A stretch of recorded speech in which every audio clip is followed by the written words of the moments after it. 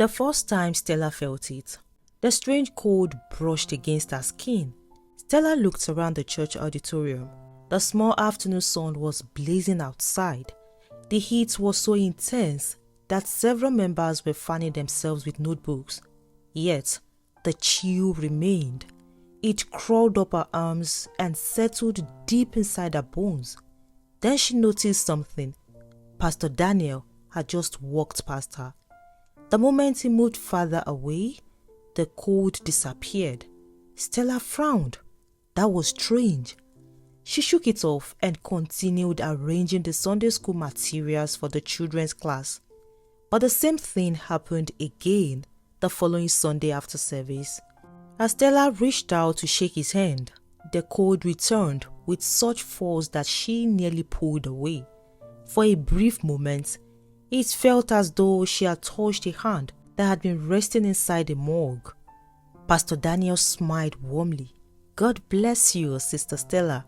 She forced a smile. "Amen, sir." As he walked away, warmth returned to her body. Stella stood there confused. Pastor Daniel was one of the most respected pastors in the ministry. Whenever he was scheduled to preach, members looked forward to his messages. His sermons were powerful. His prayer meetings attracted hundreds. People often shared testimonies about breakthrough after his ministrations. Nothing about him appeared suspicious. Yet, something deep inside Stella refused to settle. She was not the kind of person who jumped to conclusions. As a Sunday school teacher, she spent most of her time teaching children Bible lessons, preparing study notes, and helping new converts. She wasn't known for spreading rumors or accusing people, so she kept her concerns to herself. But then the dreams began. The first dream came on a Sunday night. She found herself standing in a quiet room. The room was filled with mourners dressed in black. At the center stood a coffin. Slowly, she moved closer. Her heart pounded. When she looked inside, she gasped. Pastor Daniel was lying there. His eyes were closed. His hands were folded across his chest. Stella woke up breathing heavily. The dream felt so real that she immediately knelt beside her bed and prayed, "Lord, every plan of untimely death is cancelled in Jesus' name." She believed God was warning her. The next night, the dream returned. Again, she saw the coffin. Again, Pastor Daniel was inside it. The third night was even worse. This time, she watched church members crying around the coffin while funeral songs played in the background. When she woke up, she was convinced Pastor Daniel was under spiritual attack. Stella began praying for him every morning and night. She never told him about the dreams because she didn't want to frighten him unnecessarily. Instead, she quietly interceded. Weeks passed, yet the dreams refused to stop. If anything, they became more frequent. At the same time, the strange coldness around him grew stronger. Sometimes, Stella would feel it before she even saw him. It was as though his presence announced itself through a sudden wave of freezing air. Still, she connected everything to the dreams. In her mind, both signs pointed towards the same danger, death. Then one Sunday, everything changed. The announcement came after service. Pastor Daniel had chosen a wife. Excitement erupted across the church. Members immediately began guessing who the lucky woman was. When the name was finally revealed, Stella froze. Jennifer, her best friend. The same Jennifer who often joked that she would never marry a pastor because she preferred a quiet life. Yet, there she stood, blushing as church members surrounded her with congratulations. That evening, Jennifer rushed to Stella's apartment. The excitement on her face was impossible to hide. The moment Stella opened the door, Jennifer screamed and pulled her into a hug. "He proposed!" Stella laughed. "I can see that." Jennifer dropped onto the couch. "You should have seen how he did it. Stella, it was beautiful." For nearly an hour, Jennifer talked non-stop. She described the proposal, the prayers, the plans they were already making, the future they imagined together. Stella listened patiently. She genuinely wanted her friend to be happy. But something strange happened during the conversation. As Jennifer spoke about Pastor Daniel, Stella suddenly felt that familiar coldness. Only this time, it was stronger. A chill swept through the room and settled over her like a heavy blanket. Her smile faded. Jennifer immediately noticed. "What's wrong?" Stella hesitated. "I don't know." The cold lingered. For the first time, fear stirred inside her. Not because Pastor Daniel was getting married, not because of the dreams, but because the strange warning she had been feeling for months suddenly seemed louder than ever before. And for the first time, Stella began to wonder if she had misunderstood the dreams completely. The next few weeks moved quickly.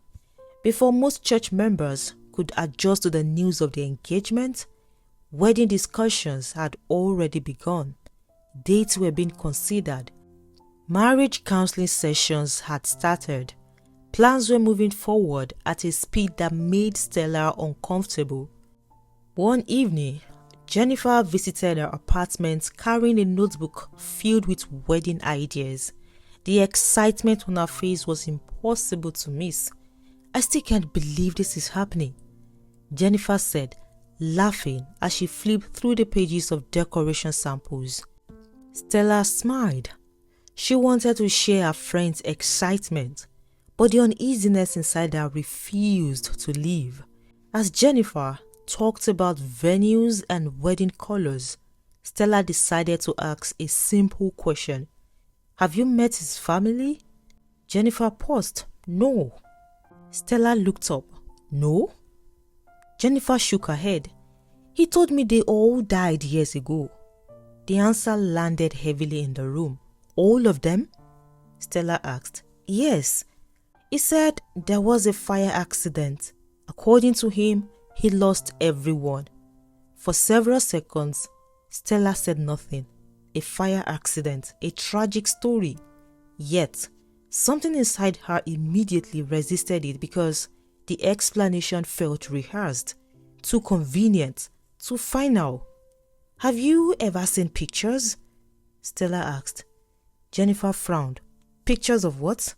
"His parents, his siblings, anyone." "No." "Any family friend?" Jennifer hesitated. "No." "Anyone from his hometown?" Again, Jennifer shook her head. Stella's concern deepened. The same uneasy feeling that always accompanied Pastor Daniel returned. She had spent months believing her dreams were warnings about death. Now, another possibility was beginning to form. What if the dreams were not warning her about what would happen to Pastor Daniel? What if they were trying to tell her something about who he already was? Jennifer noticed her expression. "You're doing it again." "Doing what?" "Looking worried." Stella leaned forward. "Jennifer, please, don't misunderstand me." "Then say what's on your mind." Stella chose her words carefully. "I think you should meet at least one member of his family before marrying him." Jennifer sighed immediately. "Stella, I'm serious." "He already explained what happened." "Then there should still be someone, a cousin, an aunt, a family friend, somebody." Jennifer shook her head. She worried too much. But Stella refused to back down. For the next several days, she kept returning to the issue because she couldn't ignore the growing alarm inside her. Eventually, Jennifer agreed. Not because she shared Stella's concerns, simply because she was tired of the argument. That evening, she raised the matter during a meeting with Pastor Daniel. The pastor smiled calmly. My family situation is painful, Jennifer. I don't like revisiting those memories. Jennifer nodded, but I would still like to know more. Pastor Daniel opened his Bible. Sometimes we must leave the former things behind. He quoted several scriptures about moving forward and letting go of painful memories. By the time the conversation ended, Jennifer almost felt guilty for asking. When she told Stella about it later, Stella was frustrated. He answered with Bible verses. Jennifer shrugged. He said, God is my family now, but he didn't answer the question. The following week, Jennifer tried again. The response was similar. Another explanation, another diversion, another reason to avoid specifics. Weeks passed, yet every attempt led nowhere. At first, Jennifer defended him. Then, she became confused. Eventually, even she began noticing that every conversation somehow ended without an actual answer. For the first time, Jennifer became troubled. The next day, she confronted Pastor Daniel directly. If we are going to get married, I need to know your family. The pastor remained quiet for a long moment. Then, he finally nodded. All right. Jennifer blinked. Really? Yes. A smile appeared on his face. You deserve that. Relief washed over her. So, when can we go? I have a sister. The answer surprised her. A sister? She lives in South Africa. If meeting her will give you peace, I'll take you there. Excitement quickly replaced her doubt. When she called Stella that night, her voice was filled with relief. He agreed. What? He's taking me to meet his sister. For the first time in weeks, Stella felt hopeful. Maybe this journey would finally put all her fears to rest. A travel date was fixed. Within days, preparations were complete. The morning of the trip arrived. Jennifer and Pastor Daniel boarded their flight to South Africa. Throughout the journey, the pastor appeared completely relaxed. He laughed, he told stories, he spoke about ministry plans. Nothing about his behavior suggested he was hiding anything. By the time they landed, Jennifer felt embarrassed for ever doubting him. A few hours later, they arrived at a quiet residential neighborhood. She's inside, he said. Jennifer smiled nervously. For months, she had wanted this moment. Finally, she would meet someone from his past. Just as they approached the gate, the pastor's phone rang. He glanced at the screen. His expression changed. I need to take this, now. It's urgent. Jennifer nodded. Okay. He stepped aside while answering the call. As he walked away from the gate, he raised one finger. Please go inside. I will join you in a minute. Jennifer turned towards the house, took a deep breath, and knocked on the door. She had no idea that within the next hour, everything she believed about Pastor Daniel was about to collapse. The door opened almost immediately. A woman in her late 50s stood there. She studied Jennifer's face for a moment. Good afternoon, ma. Good afternoon. Jennifer smiled politely. My name is Jennifer. The woman nodded. How may I help you? Jennifer pointed towards the gate. I'm here with Pastor Daniel. The woman's expression remained unchanged. Pastor who? Pastor Daniel. The woman frowned. I am sorry, I don't know anyone by that name. Jennifer was confused. He said you are his sister. The woman's eyes narrowed. His sister? Yes, ma'am. I mean, your brother. For a few seconds, neither of them spoke. The woman simply stared at her. Then she said quietly, Young lady, I think you've made a mistake. Jennifer's smile began to fade. No, ma, we came together. The woman shook her head. I don't know what you're talking about. Jennifer turned towards the direction Pastor Danny had walked. She expected him to return at any moment, but he wasn't there. The woman started closing the door. "Sorry, you've got the wrong house." Panic flickered inside Jennifer. "Wait, please." The woman paused. "My fiance brought me here." "Then call him." Jennifer immediately dialed his number. The call went through, then disconnected. She tried again. This time, the phone was switched off. Her stomach tightened. The woman folded her arms. "Young lady, I don't know who sent you here." Jennifer looked around desperately, but there was no sign of him. Not anywhere. Tears began forming in her eyes. "Please, ma, just listen to me." The woman sighed heavily. Jennifer quickly opened her handbag. "I have pictures." She opened a recent photograph, one taken after church service. Pastor Daniel stood beside her, smiling. She held out the screen. The woman's face froze. The color drained from her skin. Jennifer immediately noticed. The woman grabbed the phone. Her hands began trembling. "No!" She zoomed in on the picture, then stared harder. "No!" Jennifer's heartbeat accelerated. "You know him?" The woman looked up slowly. Fear had replaced the irritation on her face. "Where did you get this photograph?" Jennifer was confused. What do you mean?" "Answer me!" "That's my fiance." The woman's eyes filled with tears. For several moments, she couldn't speak. Then she whispered something under her breath. Jennifer couldn't hear it. "What is it?" The woman looked at her again. This time, there was pity in her eyes, a deep pity, the kind reserved for someone walking towards disaster without realizing it. "Come inside." Jennifer followed her into the house. They sat opposite each other. The woman placed the phone on the table, then took a long breath. The woman pointed to the photograph. "The man in this picture is my brother." Relief flooded Jennifer. Finally, proof. She knew Stella had worried for nothing. But then the woman continued. "My brother died 11 years ago." The room went silent. Jennifer blinked. "What?" "He died 11 years ago." "No!" The woman nodded slowly. "He was an evangelist." Jennifer stared at her. The words made no sense. He traveled to a village for an evangelistic outreach.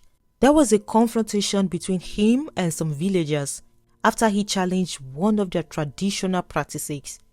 Her voice cracked. The situation became violent. He was beaten badly. The woman looked away. "He never recovered." Jennifer shook her head repeatedly. No, that's not possible." The woman wiped her eyes. "Daniel was my only sibling." Her voice trembled as she spoke. "After our parents died, it was just the two of us. Losing him broke me. For years, I could barely function. Everywhere I went reminded me of him." She paused.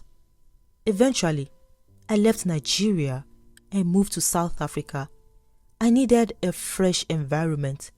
I thought putting some distance between myself and those memories would help me heal. But some wounds never truly disappear. That's why seeing his face again after all these years frightened me." The woman disappeared briefly into another room. Moments later, she returned with an old family album and a funeral program.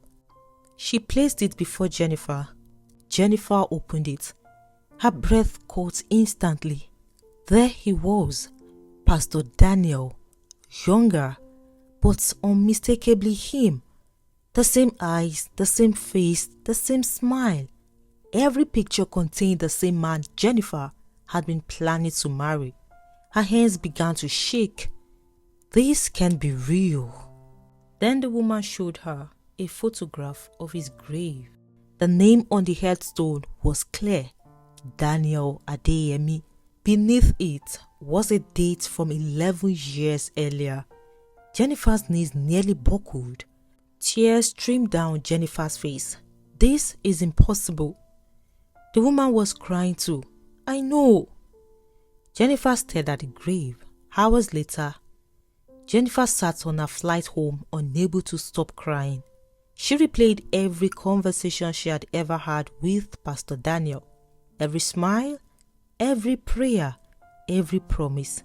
Nothing made sense anymore. The moment she landed, she went straight to Stella's apartment. Stella opened the door and immediately knew something was wrong. Jennifer looked like someone who had seen a nightmare while fully awake. Without saying a word, she stepped inside. Then she told Stella everything, from the missing pastor to the terrified sister to the photographs to the grave. As Jennifer spoke, Stella felt chills run through her body. Not the cold she usually felt around Pastor Daniel. Something else. The terrible realization that the warning she had been receiving for months had finally revealed its meaning. And both women knew there was only one thing left to do. The church had to know the truth. That same night, Stella and Jennifer informed a few trusted church leaders. At first, nobody believed them. How could they? Pastor Daniel had been leading the church for about 3 years. People had prayed with him, walked with him, traveled with him. The story sounded impossible, but Jennifer had photographs from South Africa. She had pictures of the grave. She had pictures from the sister's family album showing the same face years before the reported death. By the following day, whispers had begun spreading through the congregation. The whispers became discussions. The discussions became arguments. Soon, the entire church was talking about only one thing. Where was Pastor Daniel? Members called his phone. It remained switched off. Church members tried reaching him. Nothing. As Sunday approached, anticipation filled the church. Many arrived earlier than usual. Some came out of curiosity. Others came hoping the pastor would appear and explain everything. The auditorium was packed. People gathered in groups discussing the shocking story. Every few minutes, someone looked towards the entrance, expecting him to walk in. He never did. The service start time came and passed. Still no sign of him. An hour later, reality began settling in. Pastor Daniel was not coming. After the service, a group of church leaders and members went straight to his house. Jennifer, Stella, and several others followed. The gate was unlocked. The house appeared normal from the outside. But the moment they entered, confusion spread across their faces. The place was almost empty. No clothes, no personal photographs, nothing that revealed who had lived there. It looked less like a home and more like a place someone had temporarily occupied. People searched every room. Nothing. No trace. No clue. It was as though the man they knew had simply vanished from existence. Jennifer stood silently in the middle of the living room, struggling to hold back tears. Stella remained quiet. As she looked around the empty house, she finally understood why she had spent months seeing him inside a coffin. The dreams had never been warning her about a death that was coming. It had been revealing a death that had already happened. No one ever saw Pastor Daniel again. No one ever heard from him again. Jennifer struggled for months after the incident.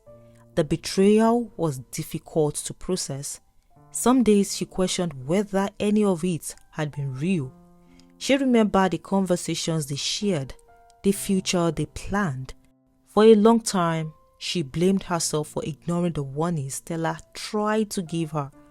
But Stella remained by her side. Gradually, Jennifer healed.